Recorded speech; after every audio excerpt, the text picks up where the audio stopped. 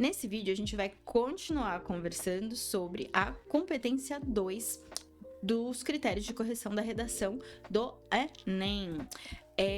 Coisas que nós já conversamos e coisas que nós vamos conversar agora.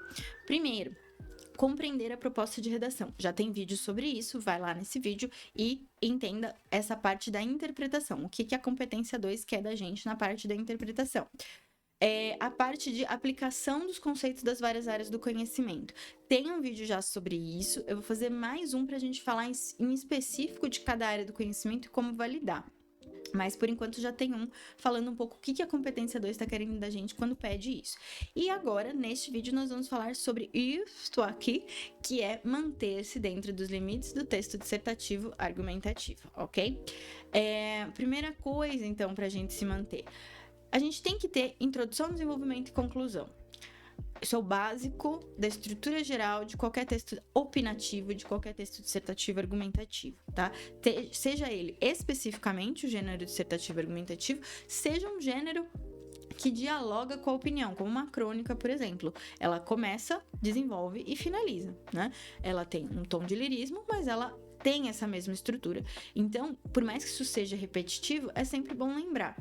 Dentro disso, né, uma vez que eu lembro que eu tenho que ter todas essas partes e que isso vai ser verificado pela correção, eu tenho que, para me manter nos limites do texto dissertativo argumentativo, eu tenho que contextualizar e demonstrar a minha opinião, que é aquilo que você conhece. Eu li a frase tema, entendi o que a frase tema me pedia, a proposta, entendi os textos da coletânea, interpretei, e aí lá nos textos da coletânea tinha uns dados super legais que podiam me ajudar a demonstrar a minha opinião. Então eu vou lá e pego esses dados, trago para minha introdução e contextualizo, falo quantas pessoas estão sofrendo com doenças mentais, né, estão com a saúde mental abalada, por exemplo, em relação ao Enem de 2020, né, e como isso é negligenciado, ou o quanto é triste, chocante, desconcertante que isso seja tão negligenciado no Brasil.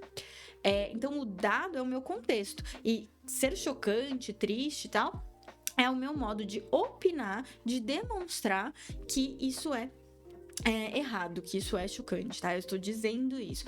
Então, aqui, isso pode parecer que eu tô fazendo juízo de valor, que eu não tô sendo neutra, que eu tô julgando, que eu tô dando a minha opinião. E é pra parecer mesmo, tá? A gente quer que pareça, porque isso faz parte do limite do texto dissertativo argumentativo, isso faz parte desse gênero.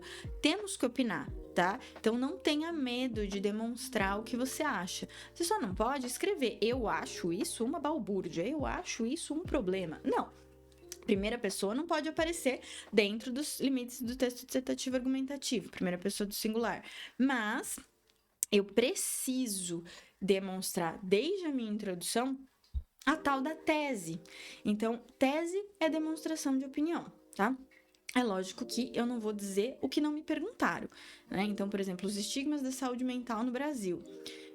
Eu não vou falar que isso não existe, eu não vou falar que isso é frescura, porque isso é o próprio estigma, né? Agora, se eu disser que há uma grande parcela da população que ainda tem um pensamento, ainda tem uma crença, ainda parte do senso comum de que a saúde mental não precisa de cuidado, de que quem tem problema de saúde mental tá com falta do que fazer, falta de louça pra lavar e coisas desse tipo, que isso é triste que o Brasil ainda seja assim, isso é uma tese, isso é uma opinião, isso é uma forma de dizer que essas pessoas são estigmatizadas, vitimizadas e fragilizadas por esse discurso desinformado. Por exemplo, isso seria uma boa forma de demonstrar minha opinião desde a introdução. Tudo bem, tá? Então, não deixe de demonstrar opinião e divida claramente o que é a introdução e o que é o seu desenvolvimento, o que é a sua conclusão. O corretor vai procurar essas 3 partes no seu texto, tá bom? Argumento. Retoma a opinião. Tá? Então, eu disse lá que é triste que as pessoas ainda pensem desse jeito e tal. Então, ainda pensem desse jeito. Eu posso retomar ali dizendo que no passado isso era assim, que as mulheres foram muito estigmatizadas assim, que as pessoas eram excluídas do convívio em sociedade, que era desagradável. que em geral o corpo social excluía porque sentia que era desagradável ter essas pessoas ao lado. Então eu tô colocando aqui a minha opinião, retomando e colocando um aspecto histórico, né? Tô dizendo como isso veio do passado para o presente, por exemplo. É lógico que eu vou ter que fundamentar, tá? Então não basta eu retomar a opinião e falar, olha, que horror, que triste que a gente faça isso já há tanto tempo e passe para o próximo parágrafo. Eu preciso explicar. Como que eu sei disso? Tem dados na coletânea que me demonstram isso? Tem algum livro que eu li, algum filme que eu assisti que demonstra esses estigmas da saúde mental, né, das doenças mentais na sociedade brasileira? Então eu vou demonstrar isso com fatos, com dados, com uma obra literária. Isso fica pro vídeo do trazer elementos de outras áreas do conhecimento, o vídeo da intertextualidade. Mas basicamente é isso. Eu trago, então, na minha introdução a tese geral e eu divido essa tese geral em 2 argumentos. Argumento 1 e argumento 2, que se relacionam, né? E eu retomo isso nos meus tópicos frasais. E sempre quando eu apresento uma opinião no tópico frasal, eu desenvolvo, eu detalho essa opinião a partir de um exemplo, de um fato, de um dado, de um detalhamento, tá bom?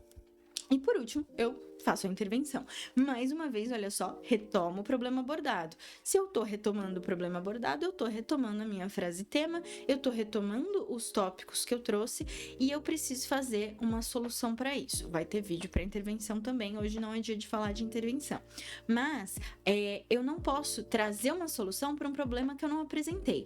Isso vai ser avaliado aqui. Se nessa intervenção eu estou dialogando com o que eu apresentei tanto na tese, né, quanto no desenvolvimento. Então eu tinha sugerido lá um exemplo, um argumento com um exemplo histórico de que as pessoas com problemas de saúde mental eram estigmatizadas e excluídas da vida em sociedade historicamente, que isso é um senso comum e que isso faz mal para a nossa sociedade, faz mal para essas pessoas, vitimiza, vulnerabiliza essas pessoas.